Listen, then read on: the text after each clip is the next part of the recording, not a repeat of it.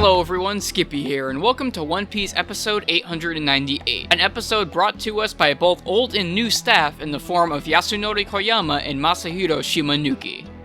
Koyama's first episode on the anime was episode 724, and he has since become one of the best episode directors on the anime, thanks to his sort of mentorship that he received from current co-series director Aya Komaki. Through the use of scale, cool color choices, and compositing, Koyama's boards add emotional depth and an overall atmosphere to his episodes, with things like wide shots, interesting angles, and cool visual cues that have a connection to the story and go a long way in adding impact to any scene. His skills as a director has made him one of the key directors for big moments alongside his mentor, making him a young talent to really look out for, with 898 marking his first ever episode with supervisor Masahiro Shimanuki.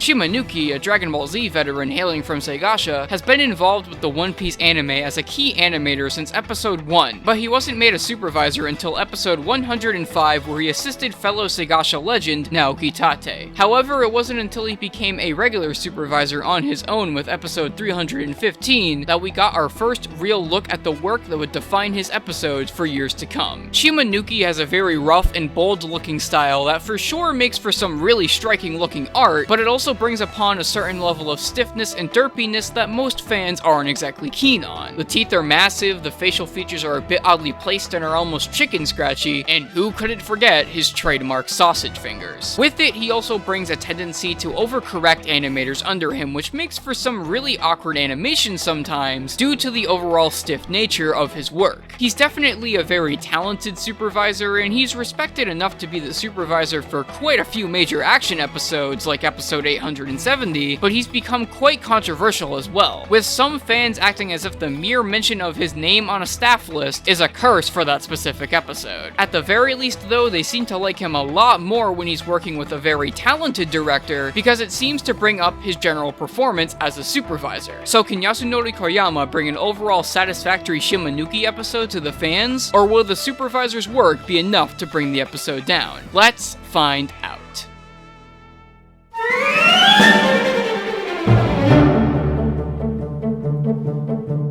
This episode covers the last 9 pages of chapter 913, and while it sticks closely to its original source material for the most part, it also throws in some anime original content. The new content mainly consists of extending Luffy and Zoro's conversation at the start of the episode, as well as extending the fight that Luffy and Zoro have with Hawkins' men. Unlike the past few episodes though, this filler felt like it didn't really add much of anything to the story, and it instead just felt as if Koyama and the scriptwriter were merely padding for time due to the amount of pages that this episode adapts. I mean, yes, they do also go out of their way to show the Straw Man's transformation, which wasn't present in the original chapter, but its bloated length makes it feel like it's also there to merely pad for time. And when the rest of the episode takes its sweet time adapting the actual canon events of the chapter as well, it serves to paint a really poor picture for this episode adaptation-wise. It certainly wasn't easy for Koyama and co to make much of a worthwhile episode when they were only given 9 pages to adapt, but the results are still very disappointing when you consider just how good this arc has been with adaptation so far. It ends up feeling like you're just reading the original chapter in slow-mo and making up new things as you go on, and that only serves to make a really boring episode out of what was already the least exciting chapter out of the entire Hawkins fight.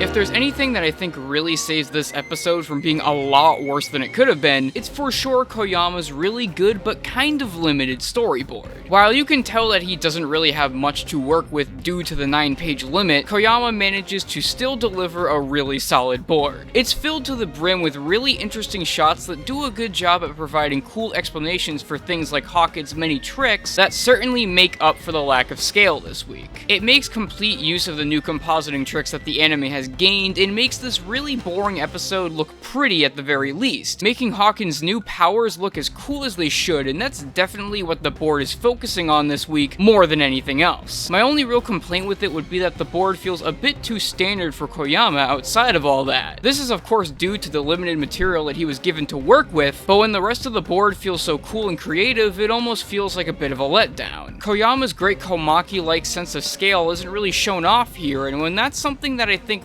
Wano has done a good job with so far, it kinda makes me sad with most of the coolest stuff in the board being lifted directly from the manga. It's definitely not a bad storyboard by any means, as Koyama's talent still shines through quite a bit, and it does Hawkins and his wide array of abilities justice, but the content that Koyama was given makes it so it's more of a collection of really cool moments in an overall competent board, rather than an overall amazing storyboard that fires on all cylinders.